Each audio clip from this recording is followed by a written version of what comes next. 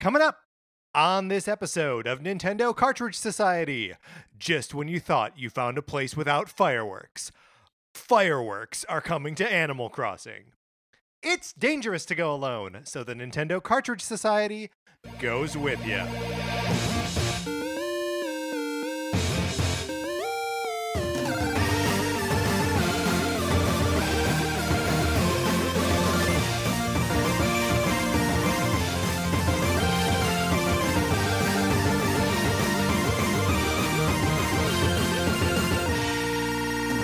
Welcome to Nintendo Cartridge Society. My name is Patrick Ellers, and I am joined, as always, by my co-host, Mark Mitchell. We've got a good show for you tonight. We're going to be talking about from the news from the week, including Animal Crossing Summer Update Wave 2. And then on Thursday, we're going to be talking the ABCs of Nintendo Sci-Fi. But in the meantime, Mark, how you doing? I'm doing like pretty good. My husband helped me out, and he like cut the sides of my hair. Looking sharp. Thank you. He did a really good job. I think we're getting pretty good at these like quarantine haircuts. My husband finally let me cut his hair, but he made the wise decision of just letting me do like the just like a buzz cut. Yes. Because like when he was cutting my hair the first time, and I was like, I did not appreciate how much skill it took, and so I started cutting his hair. And he was like, "Can you do a fade?" And I was like, "No, like I'm not going to be able to. I'm not going to be able to pull this off." Like I tried, and it's like, "No, I'm not." Mark, this is fascinating, and I would like to talk more about it, but I think you and I have to discuss the obvious elephant in the room. Andrew Lloyd Webber has called the Cats movie adaptation ridiculous. What are your thoughts on this? I really enjoy how much Andrew Lloyd Webber is angry at Tom Hooper for the Cats adaptation. Like, when they were doing the Shows Must Go On, and the last one that Andrew Lloyd Webber streamed was the Cats, which was like a 1996 filming of the stage version that they did for like great performances. Or at least that's where I saw it. They may have just done it to do it. And during the live stream, he was also doing like commentary, and he was really like in a very like passive aggressive way, just talking about like how disappointed he was with the most recent film. And I just really like that he can't let it go. The quote from whatever this source is, I'm reading it on the Hollywood Reporter. He says the problem with that film was Tom Hooper decided that he didn't want anybody involved who was involved with the original show. The whole thing was ridiculous. Unquote. I mean, what more is there to say? Yeah, hard to argue with.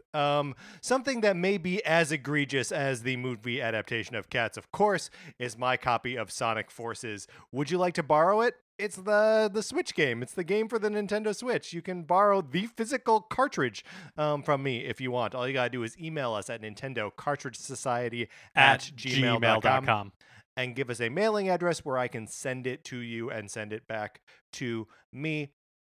This program is currently on hiatus because I don't want to go into the post office. That building is small and has recirculated air, and I don't trust everyone in my neighborhood to wear masks. So I'm not going in there. But Mark, I should really work out a plan where I don't have to drop this thing into a giant envelope. Like I've been sending the game in its case, but if I'm just sending the game itself, the tiny little Switch game, I could put that in a regular old envelope, right? Yeah, I guess that's true. We should talk about this because there might be alternatives that we haven't explored. Yeah, I worry about it getting like crushed or rolled or eaten by a dog. Well, maybe we set up a FedEx business account, and all in order to get FedEx to come to your like house to pick up this copy of Sonic Forces, and then we're just paying like $15, probably $30 round trip. Okay, but here's the real thing though, is that it's not just the reason I would have to go into the post office anyway is that I need to get the packaging that it goes in. Like I don't have the large envelopes. Yeah, we should talk. I think I have a plan. Okay. Mark has a plan. Yeah. The program may be coming off the bench. But Mark, in the meantime, we've got some listener emails that we need to get to. One from, it was an unsigned email, but thank you for sending it in. And we'll read it now so you will recognize your email. Yeah, and let us, also so we can talk about right, and then like reply to that email letting us know your name so we can shout you out properly. If you want to, if you're comfortable, you can use an alias. Yeah, and if you wanted to stay anonymous, that's fine too. The email goes like this. Hi, Patrick and Mark. I've noticed a lot of people complaining about the lack of games from Nintendo this year. Let's recap. Tokyo Mirage Session, Animal Crossing, Xenoblade, Paper Mario, and 51 games, the worldwide classics, of course, the Clubhouse games. In June, what more could we ask for? Mark, what do you think about that? Are we in a slow period for Nintendo right now?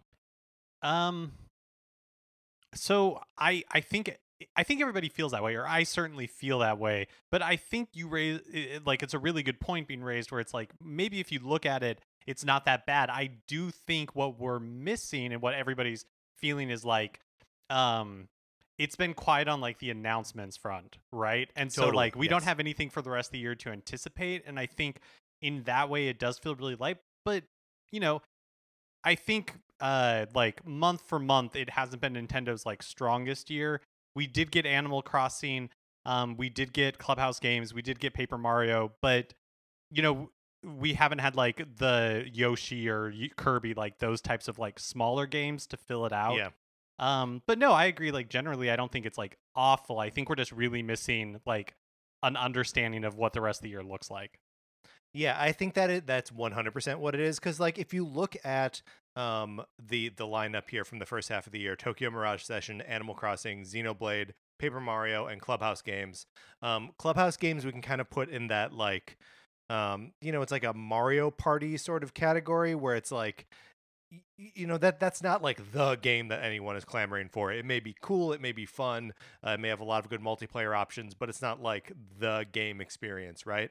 And then Tokyo Mirage Session and Xenoblade are both remakes / ports of previous stuff, which gives us Animal Crossing and Paper Mario, which that falls in like the same category as like the Yoshi's Crafted World or the Kirby Star Allies that we've gotten in previous years. So like, we probably are on pace for what Nintendo releases in the first half of the year.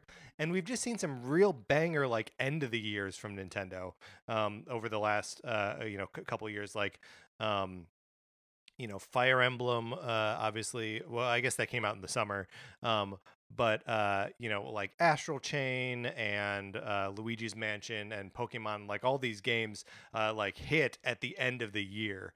And we just usually by this point in the year we have some idea of what that's going to be. And we don't know anything right now. Yeah, I mean, like even comparing last year, right? Like you had two major releases in July with Three Houses and the Avengers Ultimate Alliance game. Then Marvel Ultimate Alliance 3. Oh, right. And then in August you had Astral Chain and Demon Ex Machina, and then I forgot about Demon Ex right, Machina. and then like in August you had Link's Awakening, or was that September? But I think that was September, yeah. But then also Dragon Quest 11S, and then you had Luigi's Mansion, and then you had I think it's definitely slower. I don't think there's any getting around that. Like this is definitely not like a stacked Nintendo year. Yeah. But that's, I mean, a stacked Nintendo year is, I think we have in fact seen them the last 3 years, which is a big deal, for a Nintendo platform to start with like 3 hot years, and for this 4th year to suddenly not be a hot year, to have some very good titles, but like maybe this is just one of those years that's not like King Nintendo. Well, and really like. Obviously, the consoles are in very different places in their life cycles, but it doesn't really feel like it's been a banger year for any of the consoles. Like, obviously, like, I guess I'm going to call Last of Us Part 2, like, Sony's Animal Crossing, right? Like, that's, like, their big, title. But otherwise, like, and it goes Tsushima is... So I'm not saying there's nothing, but more it just feels like kind of like a reset year for everybody. And then COVID-19 obviously has just like thrown a wrench in everybody's lives. But no, I think it's an interesting point. I think for me, the piece that I am like, I haven't felt wanting for games, but I have felt wanting for like news, and that is definitely how I'm feeling. I mean, I find myself, and I'm going to talk about it a little bit when we get to games we've been playing. I find myself like picking up games and playing experiences not on my Switch in the last like month or two. And I think that is partially because I need that like drip feed of new, and have been so deep in the Nintendo's been so good at fulfilling that need that there are a lot of experiences that I missed out on the last couple of years on my PlayStation. So I'm going back to a lot of those. Um, this is maybe along similar lines, but of course, Daniel has been playing through Octopath Traveler largely because, I don't know if it's because, but I'm going to say because we specifically challenged anyone to ever finish that game. And Daniel has emailed us, as he has been, with spoilers for Octopath Traveler. Worry not, friends. We are not going to spoil the specific endings for the characters here, even though Mark and I are reading these and having a wonderful time reading them. Daniel, do not stop sending them in. Daniel writes, "All right, guys, something fishy is going on here. I'll elaborate after the nuts and bolts spoilers." And then he gives us the spoilers, which again I'm not going to share. And then he says, "Anyway, in the final chapters of some of these paths, there's a clear common thread of an evil organization. It was hard for me to pick up on at first because A, it's not present in every traveler's story, and B, my brain is doo-doo." Daniel, your brain is not doo-doo. It seems highly likely that these shadowy, necromancery bad guys are the same ones in the stories for Therion, Ophelia, and Cyrus. There were evil people in Primrose's path, but they weren't explicitly dabbling with evil magic, so their connection is inconclusive. He goes on to point out other ways that there are these like an evil, shadowy, magic-using organization. And then says, "I'm really geared up to see how this all pays off. If there's a meaty post game with real stakes, then this could end up being so worth it.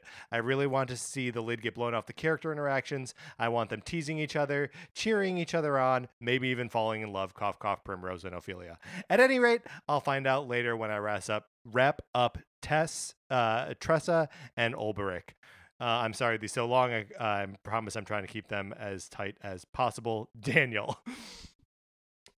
Very interesting developments. Mark, did you expect the stories to like intersect with some like weird shadowy conspiracy? No, not at all. And I feel like I haven't really heard anything about this, but that makes sense because nobody had finished the game before Daniel did. Impossible. So yeah. Look, yeah, Daniel, we are rooting for you, but some manner of tragedy will befall you before you finish this game. I'm sorry. Oh, all right. One thing I wanted to point out before we moved on, from the anonymous email, they sent us an idea for a Thursday topic episode, which we're not tackling this week, but they did remind us of the idea of doing like an ABC of type episode, which we will be doing on Thursday. So thank you so much for sending that in. Yeah, and again, we're not out of ideas, but we do appreciate ideas coming to us. All right, Mark, let's get into what we've been playing this week.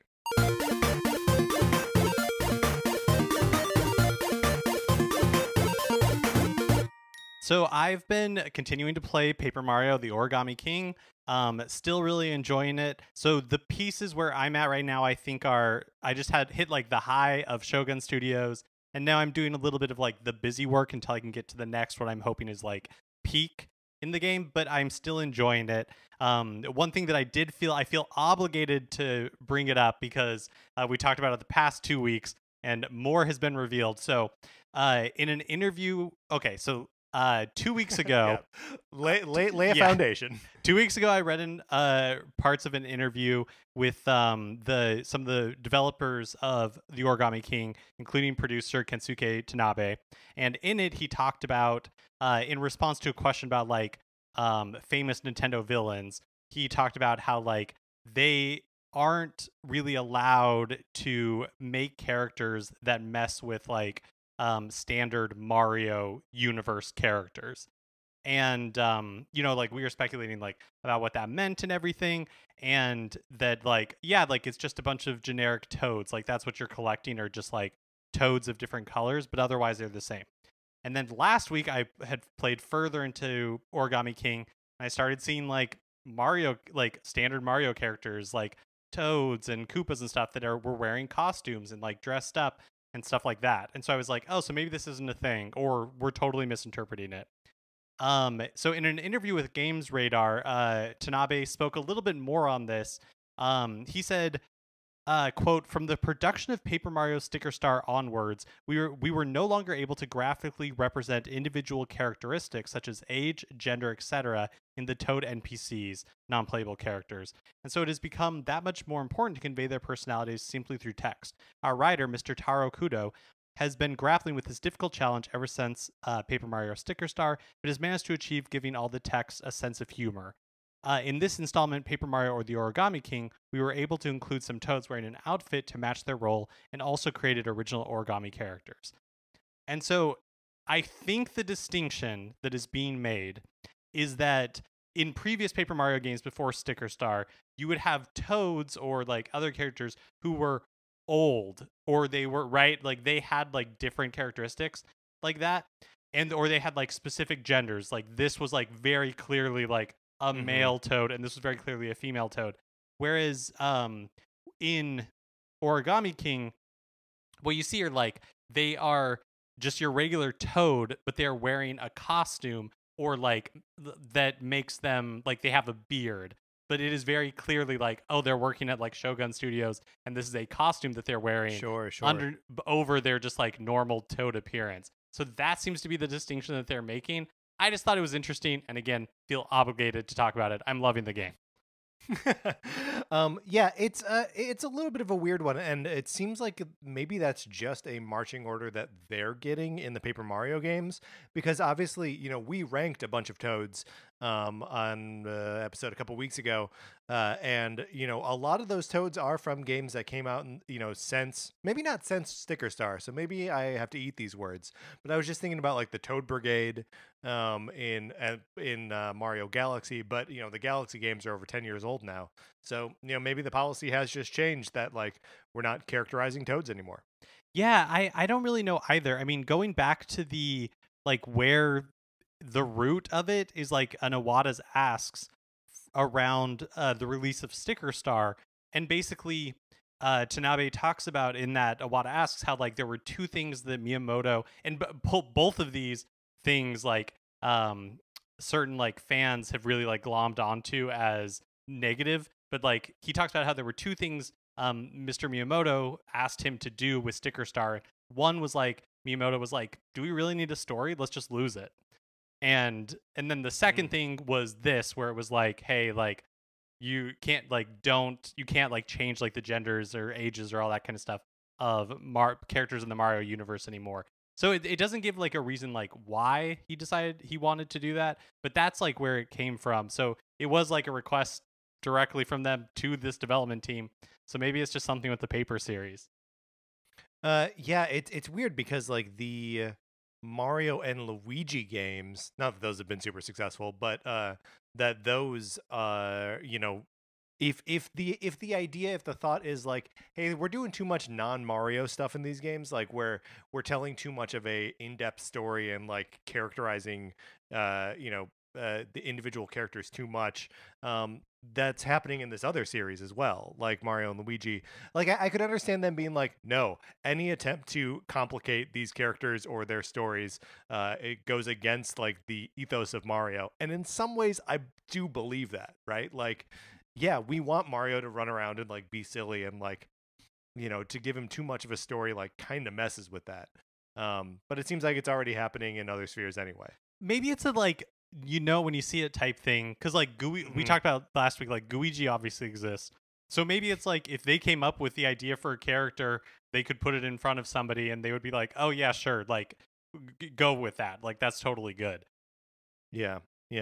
But also, I think Guiji exists and exists the way he does for a very specific gameplay reason, right? Right. He's there so that it is a multiplayer game, and so one of them can like pass through grates and stuff. But I guess that's what I mean. Like, if you could come up with like a similarly compelling reason that you needed that character in like Paper Mario, maybe that'd be totally fine. Right. It's just, we're never going to get like Guichi's backstory, right? We're never going to find out what we motivates did get Guichi's him. backstory. It was that like Dr. That's Egad right. like He's a time traveler. no, that he like dumped some like Dr. Egad like accidentally dumped some coffee on I can't even remember what it was, and then Guiji was formed. And then Guiji was sent back in time to help Luigi in the original Luigi's Mansion. That's right. That's right. Mark, did you play Tetris 99 this weekend so you could get yourself that? I did play Tetris 99. Yep. So if it was a Origami King theme, and if you got 100 points, you get to like keep the theme. The theme has like the battle music from the game, and so it's fine, but I was so like kind of sick of hearing it anyways. So sure. But I thought it was fun. How about you? Yeah, I also played it. I was not able to get a win my first time out, and in fact, in like the hour or so that I played, I didn't get a single first place victory. So I must be no good at Tetris anymore. The only conclusion I can draw. But yeah, it's cute. And sorry if you missed your opportunity to pick it up. I think they're making a lot of these available to purchase with tickets later anyway. They are, because there were two that I had missed, and so I've been like earning. They're like 18 tickets each, and so I've been earning tickets in order to, or maybe they're 30 tickets each. There must be 30, and so I've been earning tickets to so like kind of a lot. Okay, they are, yeah. So I've been earning tickets to like get those, just because now I want all of them. Yeah.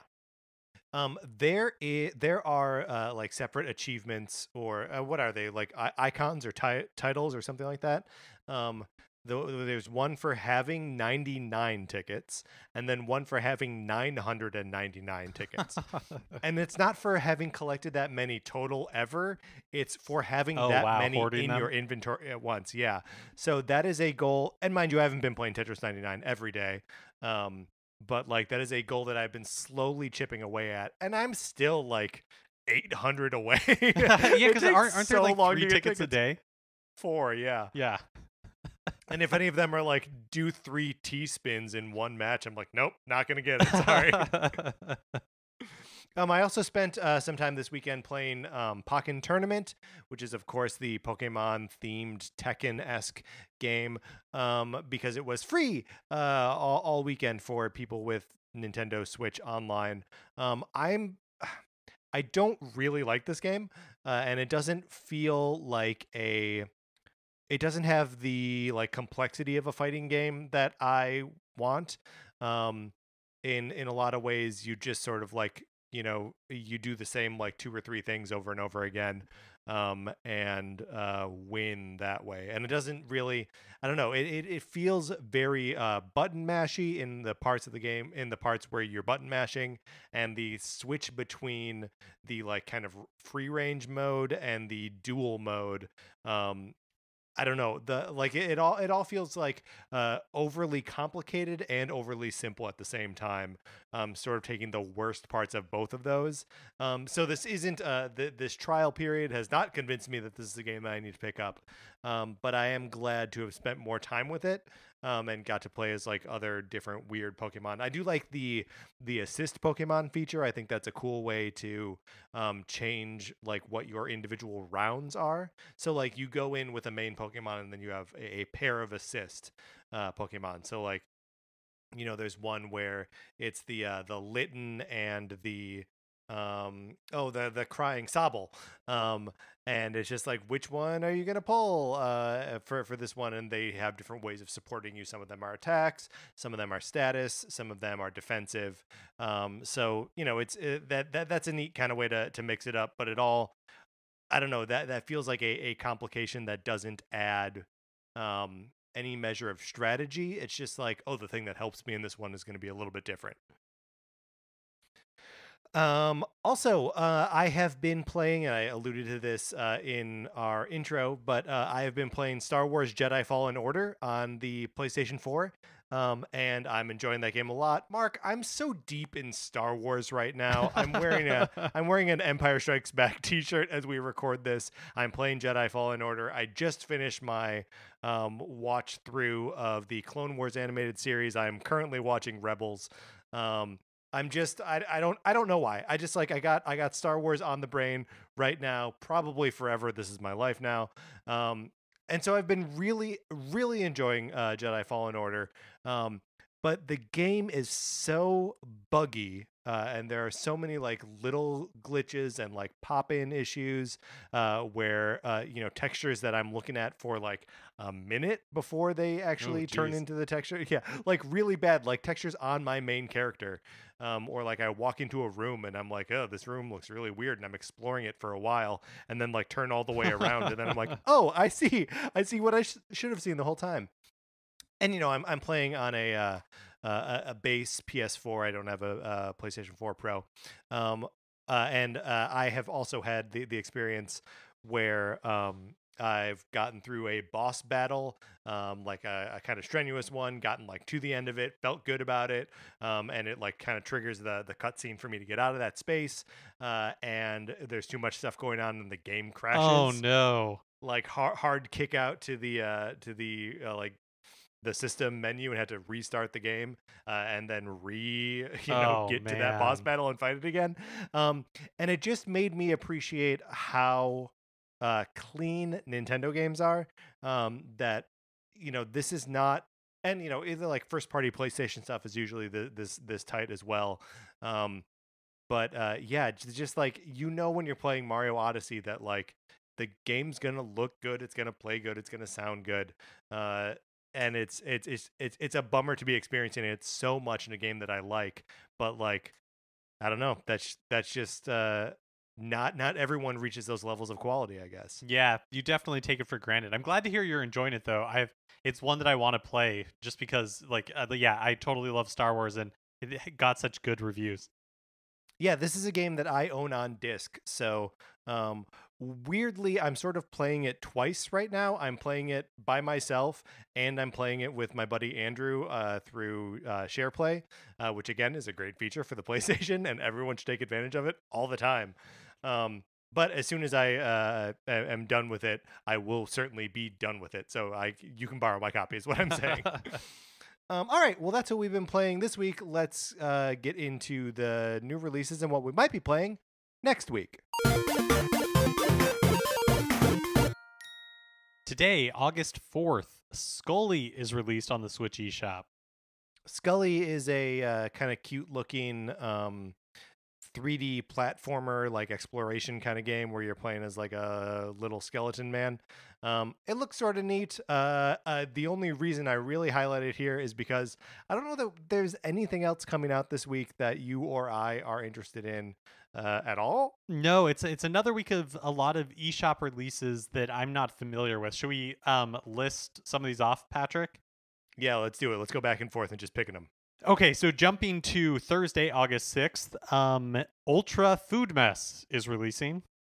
Also, Thursday, August 6th, Kukuro Days. Drink More Glurp. Frontline Zed. And Titan Glory. And of course, on August 7th, Wordify. And City Bus Driving Simulator. What are these games, Mark? No one. What's going on? This is why we need to know what's happening with Nintendo going into the end of the year. Right now, I feel like we've been able to look at these sort of slower weeks and be like, oh, well, but Paper Mario's coming, so this is a slow week, but whatever. And now it's like this is a slow week. I don't know when it's not going to be a slow week. I know it's like we know that No More Heroes 3 is supposed to come this year, I think, and we know that Bravely Default 2 is supposed to come this year, but I have to admit it will be strange to me if Bravely Default 2 becomes like a holiday like highlight title where they're like our big release for the fall is Bravely Default 2, because it definitely feels more I'm expecting it to be more like Octopath Traveler where you're like this was a nice filler game, but it's not really the main meal. I also I don't know. The shape that game was in, and like the performances and the presentation, just the pacing of it. When they put that demo out, it like just really really bad. And like not anything that I would be interested in spending any time with. And you and I aren't like hardcore Square RPG kind of guys, but like we don't dislike them. We can put up with a lot of nonsense. But it was just so like hard and heavy, where it's just like I don't know. All right, Mark. Those are the games coming out this week. Let's close this out. Now it's time for a regular segment on our show. It's time for 433. In 1952, American composer John Cage wrote a piece called 433, wherein a performer or group of performers didn't play their instruments for 4 minutes and 33 seconds. For the purposes of this show, our instruments are talking about Nintendo. So, for the duration of one performance of 433, Mark and I will talk about something not at all Nintendo related, thus fulfilling the contract of the piece. Mark, today we're talking about pizza. I had pizza for dinner last night, but we're going to get a little bit more specific than just pizza in general. We are going to take a look at the top 10 pizza chains in the country, and we'll see if we have experience with them, what we think about them. Would you like to start at number 10 and work our way up, or should we start at number 1 and work our way down? Ooh, let's start at number 1, just so we know that we get there. This is a great point. Totally counterintuitive to other audio mediums, but let's do it. Number 1, Pizza Hut. Wow, I guess I'm not surprised, just because they're probably everywhere. Yeah, I think Pizza Hut has a large international presence. I'm looking at a list on the Mental Floss, but I believe that that these are not them ranking them. I believe this is a Gotcha. by dollars of pizza sold. When last year when I was in China, we went to a Pizza Hut, and there it's like a fast casual. It's like a Chili's more than it is with pizza, more than it is like the just delivery place that I think of it as. Yeah, I mean, when I was growing up, Pizza Hut was a lot more of like a you go. It was there, like a you sit down, restaurant with parlor. like a salad bar. Totally remember that. Yeah. Oh, and a buffet. I used to love Pizza Hut. I can't tell you the last time I had. I think most of my semi-adult life Pizza Hut experiences have been at the like Pizza Hut to go in a Target. Mm-hmm. Yeah, I haven't had Pizza Hut for a long time. Like I can't remember the last time, and not because I'm like a fancy person, but just because I don't particularly like Pizza Hut. All right, Mark, take that monocle off and put down your champagne flute. I said I'm not a particularly fancy person. You are fancy, just not particularly. Number 2, Domino's Pizza. Domino's I have had more recently, and I think it truly. I mean, it's been like at least 8 years or something since it like reinvented itself, but I That's think so funny. They actually did like a good job. Yeah, and also, I mean, I don't know. I don't think they were really that bad. I remember getting Domino's in college when we had to do like pizza parties for like whatever reason, for like the residence hall, or like the choir sectional is like where we're getting pizza, and just doing Domino's because it was cheap and easy, and like you know what you're getting. How much of because like growing up we got Little Caesars a bunch because that was like the pizza place that was closest to us that delivered. Coming in at number 3, okay, Little Caesars. Oh, perfect. Because I do wonder how much of like my taste for pizza was based on that foundation of just like eating Little Caesars as a kid. And when I was younger, I just was more picky. And so if it wasn't Little Caesars, I was immediately like, oh, this is like weird and gross. I mean, that's a great point, because I grew up eating a lot of Pizza Hut. Like that was, I can the Pizza Hut on 75th Street in Kenosha, Wisconsin, which is no longer there.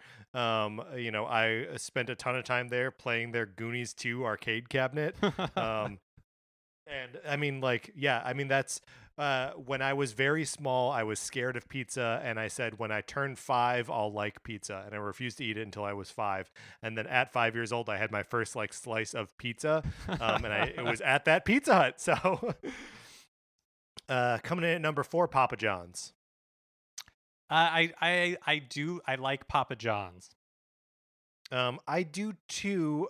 That's another like college staple for me that we used to Mm-hmm. get like delivery from Papa John's. I always remember it being more expensive than I wanted it to be, Yeah, but getting it anyway. I feel like that's true. Anytime I order pizza, I'm like, wait a second, this is not really like food. It's food stuffs that are like stacked on top of each other, but this shouldn't be that expensive. Um, Papa John's for me was like my like, okay, I grew up eating Little Caesars, and now I'm getting like a artisanal pizza. I'm getting Yes, Papa that's right. John's.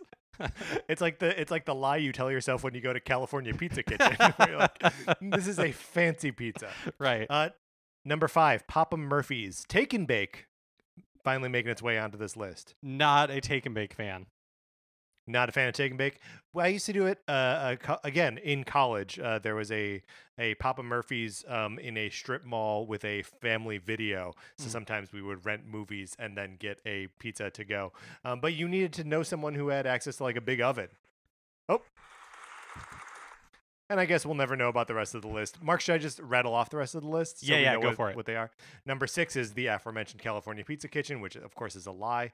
Number 7 is Marco's Pizza. I don't even know what that is. Nope. Number 8 is Round Table Pizza. Number 9 is Mellow Mushroom, and number 10 is Cece's.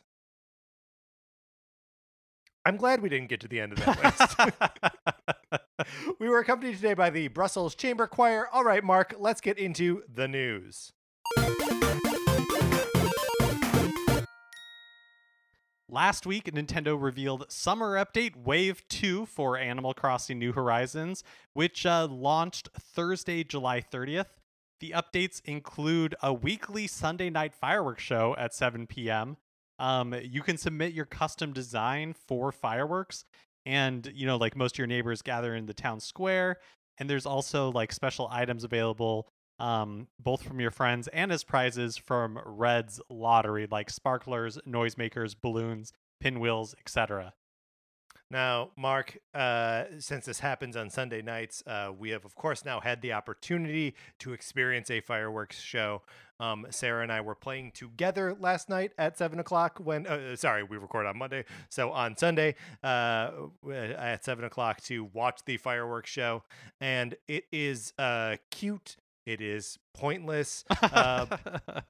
But, you know, we stayed logged in for an hour watching the fireworks and watching. It's cute to watch all of your neighbors like react to stuff. They applaud. They do that like encouraging reaction where they're just like shouting. And occasionally they'll have sparklers or, like little bottle rockets that they set off. And it's just cute to see everything like sort of rearranged for 1 hour in the day. Not everyone comes to the town square, which I thought was interesting. Sarah and I were running around the island and noticed that there were like some people were home, and it was like, "What are you doing at home? There's a fireworks show." No, I get it. Some people just don't like fireworks. Probably the dog characters don't want to come out. I mean, No, Cookie loved it. Anyway, this is a cute feature. It's not gonna change your experience, and you probably don't want to go through it more than once. But go through it once. It's like it is genuinely a cute and fun thing to do. They'd also introduced like a new dream feature. Dreaming allows players to visit each other's islands even when they're not online. So can you explain this one to me, Patrick? I didn't entirely You bet. understand like exactly how it works. Sure. So, what you have to do first, you have to establish your island as a dream. And you do this by going to bed in your house. Any bed in your house. If you have multiple beds, doesn't matter which one. You'll be visited by Luna, who is an anteater of some kind, some sort of, and she like lives in the dream world. She lives in the dreaming. She's friends with Morpheus. And she's like, "Oh, you want to make your island a dream? Great." And then she uploads your island to the dream cloud and gives you a code. I'm including my dream code in the episode description here. So if you would like to visit my island at any time, all you have to do is go to sleep in your house and enter my dream code. You'll be able to then visit a version of my island that is current to when I last dreamed. And you can't anything that you like get from the island, you don't get to take back to yours, and there's no way to change my island. So it's basically that there is a copy, a like sort of fantasy version of my island that's available for other people to visit, whether I'm online or not. That's interesting. And also because like the other kind of like big feature with this update is island backups are available. So this isn't a full blown like cloud saving of the game. They've said that that's going to come later this year.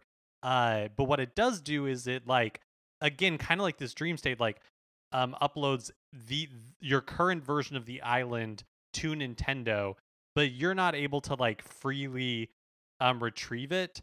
You only like in the event of like a lost or damaged Switch, then you contact Nintendo and they're able to like restore it for you. So it does make sense that like as that feature becomes available, so does this like dream feature, because they are both kind of just like taking this like state of your island and then like putting it on Nintendo servers somewhere.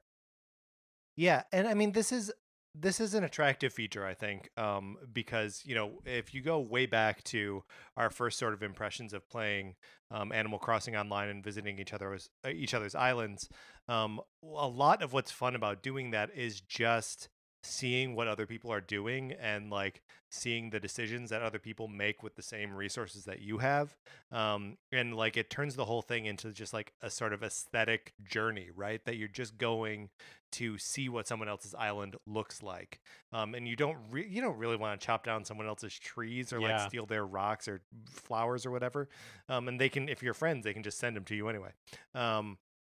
And so but the actual method by which you connect to other people's islands is obnoxious and slow, and people can get booted for like no reason. And I think this addresses a lot of those concerns, where like if you're going to visit my dream, I don't have to sit there for 4 minutes while there's like the animation of the plane flying into my. So this doesn't. It seems like it would be better if they could just do that without being annoying about it. But this is close. This is I haven't actually done it. I've put my island up as a dream. I have not visited anyone else's. You can visit random dreams if you want. That's cool. All just as a fun way to sort of sample what other people are doing. So you can be online and you're just playing the game, and somebody can visit your dream and like you wouldn't know because all of that is just like happening. That's right.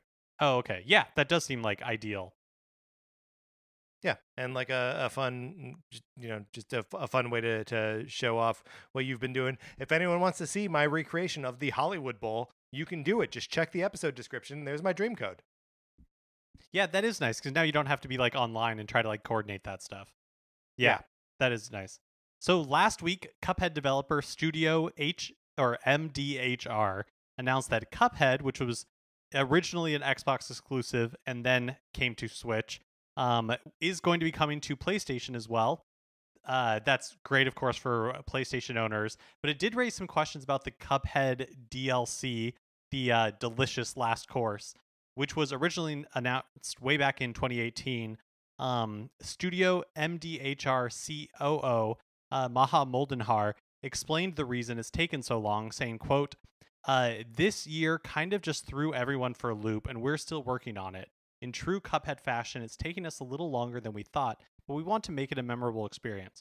To be honest, I think that we ultimately probably announced a little bit too early based on when we actually put pencil to paper. But at the end of the day, we want it to be a fulfilling experience and live up to Cuphead, and it will come out when it's ready. Which is just like a sort of nice reassurance, right? Like, obviously it has been 2 years, over 2 years since they announced it. And whenever DLC is announced and then you don't hear anything about it for a while, it always raises the question of like, are they just turning this into the sequel, or is it still happening? And I guess it is still happening, and they're like, yeah, I don't know, COVID-19, no one knows what's going on. Yeah. Which fair. Totally fair.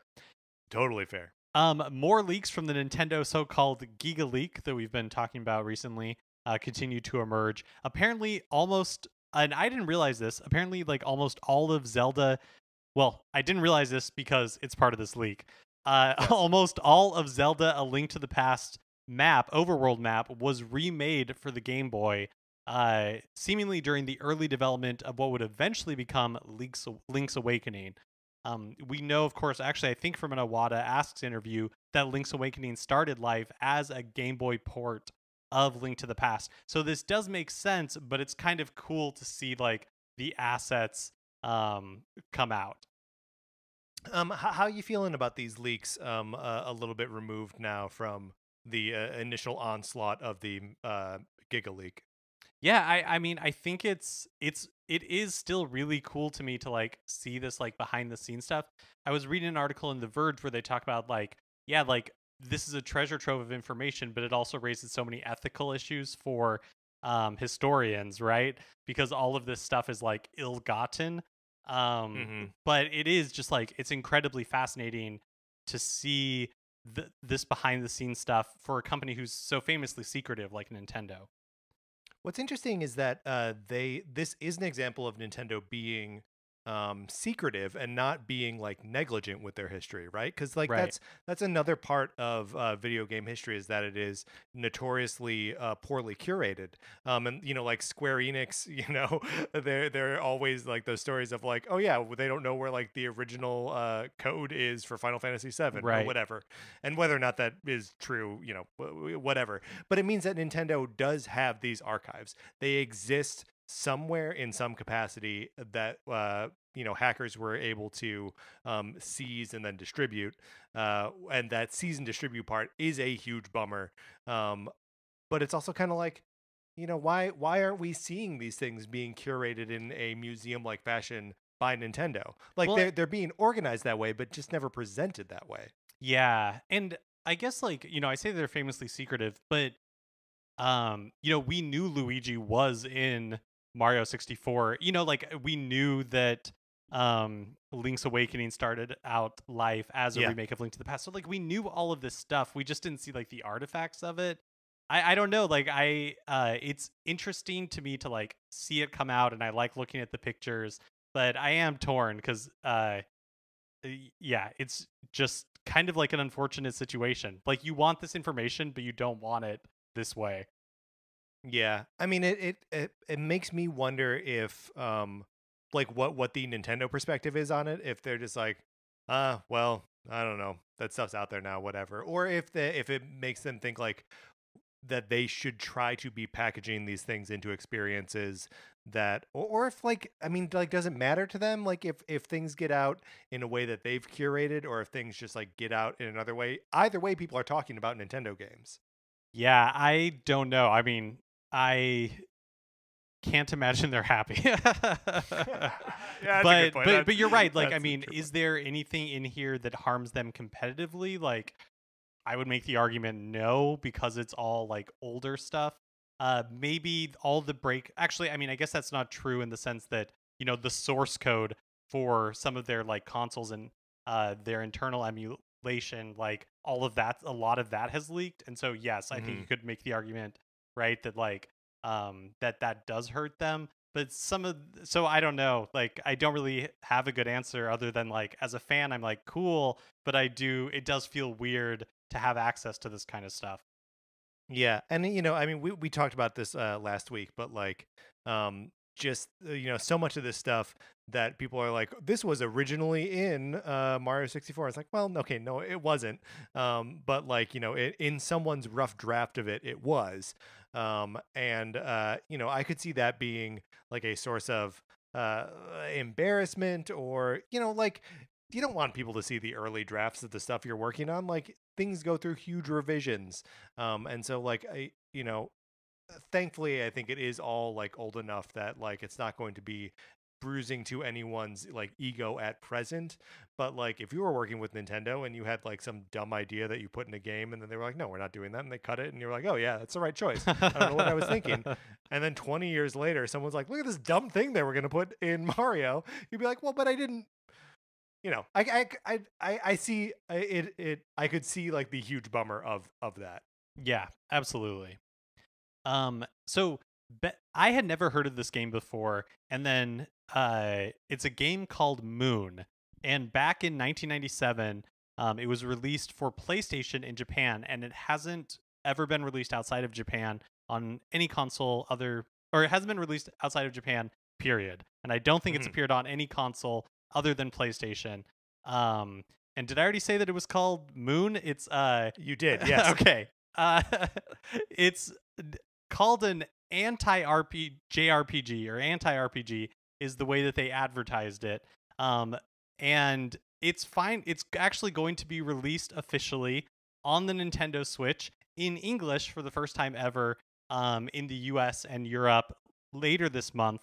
And so here's a description of the game. It says, in 1997, the now legendary anti-RPG Moon launched in Japan. Now revived by a team of its original creators, find out why it became an instant cult classic as Moon comes to the Nintendo Switch in English for the first time ever. What's an anti-RPG? Have you ever played an RPG and wondered, why is it okay that this hero is breaking into houses and stealing items from people's drawers? Why is it okay that this hero is killing thousands of innocent monsters? Moon is a game about turning those tropes upside down and seeing what really happens behind the scenes of your favorite RPG video games. It sounds really cool. Yeah, I mean that is an interesting premise. I do feel like there have been there have been a lot of takes on the familiar JRPG tropes. But I mean for 1997, look, we were nowhere near ready to comment on RPGs at that point. So it's good that Nintendo, or that not Nintendo, but that Japan was trailblazing on this one. So the game again is called Moon. Can't remember. Did I mention that? It's releasing. It's called Moon. It's releasing August 27th for $18.99. Interesting price. I don't know. For whatever reason, that struck me as like unique. It's a weird price. It doesn't make sense. Also, who said nothing's coming to Switch? You got games. The Pokemon Company last week announced that they will be bringing Pokemon Virtual Fest, which is a digital online theme Pokemon theme park, to PC and mobile devices on August 12th. It looks like it's going to be a Japanese exclusive, but there's a teaser website you can click around on anyways that shows off like the theme park's attractions and live events and stores. And I'm a sucker for theme park anything. This looks very cute.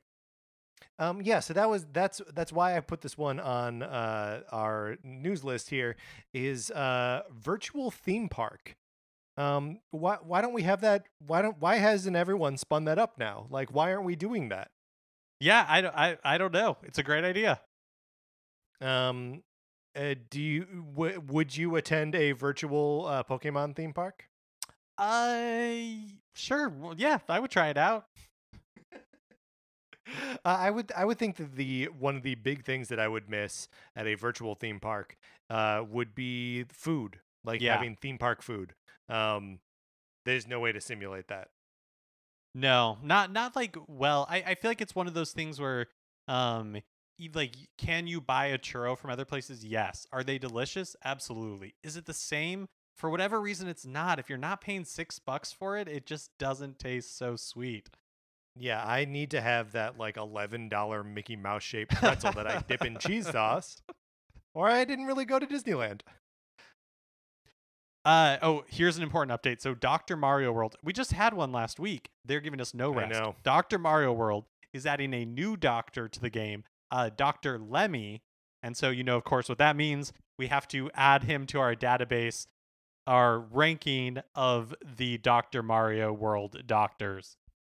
Right. So, first of all, I just wanted to address, I think we've backed ourselves into a little bit of a corner here. I think they've been adding doctors almost every week forever. We just have not been paying attention to it. So now we have shackled ourselves to this task. And I feel bad that we are going to have to do it all the way here. So looking at our list, we have a good list of all the Dr. Mario doctors. If you would like to hear the whole list, you should go back to the episode a couple weeks ago and then also slot 8-bit Dr. Mario in there somewhere.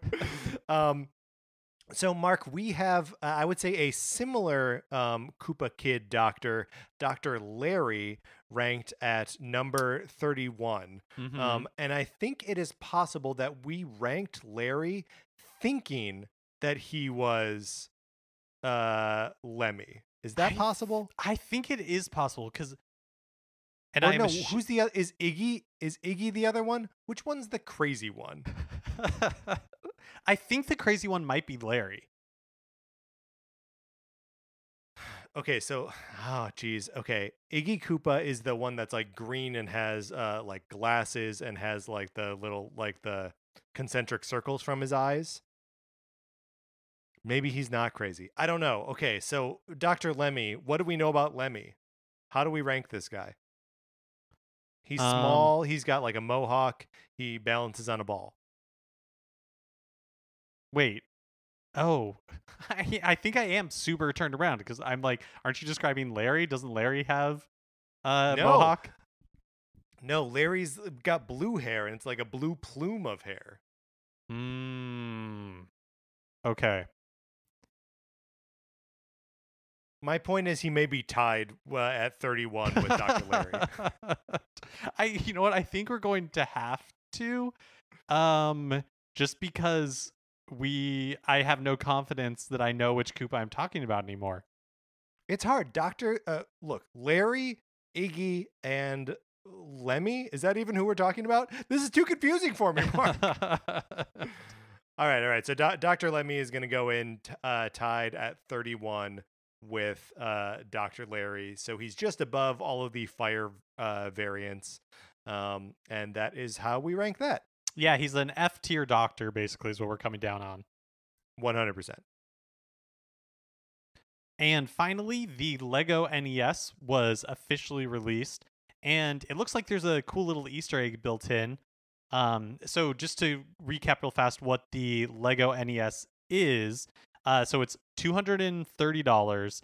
It's 2,646 pieces. And basically what you build is like, it's a TV that includes World 1-1 of Super Mario Brothers on like the screen. And then it also includes an NES console that you build, a Super Mario Brothers cartridge that you put together, and an NES controller that you put together. Right. And I'm going to have to step forward here and debug myself because a few weeks ago I was like, why isn't there a controller with this? The controller is an iconic part of this machine. And of course, it does include a controller. Have you seen any video of the like TV display in action? It's pretty cool. Yeah, it is really cool. So it's got like a little like crank on it so that like the image behind like Mario like scrolls forward, and then like the Mario on the screen kind of goes like up and down, so it looks as though he's jumping on Goombas and like climbing up things and hitting blocks. Really kind of ingenious bit of it's the kind of thing that made me think of Labo, where I'm like, I just want to like look inside and like see how it's doing that. I was also reading an article about this, and they were talking about how like during like the stress testing, like Nintendo like dropped these like 6,000 times or something like that. Like they was that for this or for the it was probably for the other one. It was probably for the other one, the other Mario set. But here's like the Easter egg on this Lego NES set. So I guess like spoilers for a Lego set if you are worried about that sort of thing. Yeah. So inside the NES is a little diorama of the end of World 1-2 from Super Mario Brothers, including the elevator platforms and warp pipes. Which is super cool. And evidently, like in the instructions, it's never like, now we're gonna assemble the end of level 1-2. It's just kind of you're putting the pieces in place, and then suddenly you're like, oh, look at this. Is building little dioramas of video game levels inside of consoles like the new ship in bottle? It's definitely the new ship in a bottle, Mark. You nailed it. All right, that's going to do it for the news. Let's wrap this up.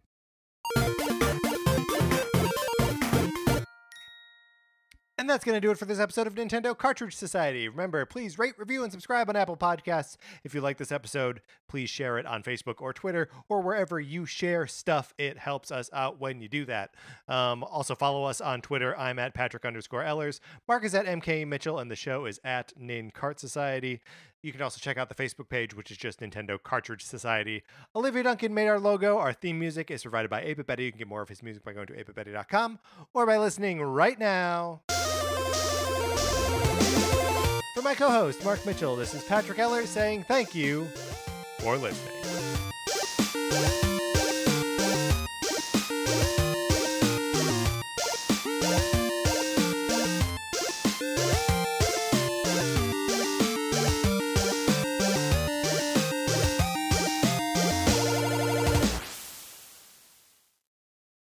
Hey, Rachel, Oscar. Yeah, Claire? Do you love Disney movies? Uh-huh. Have you seen them all? Not all of them. What do you guys think if we watch them all in chronological order and then talk about them? Ooh. Oh, and what if we can talk about it with some of our favorite friends? I love that. Yeah, what if we do it inside the Disney Vault? You know, that's the name of our podcast, Inside the Disney Vault on Campfire Media. Yeah, check us out on Apple Podcasts or wherever you listen to yours. That's Inside the Disney Vault. Let's go! Woo!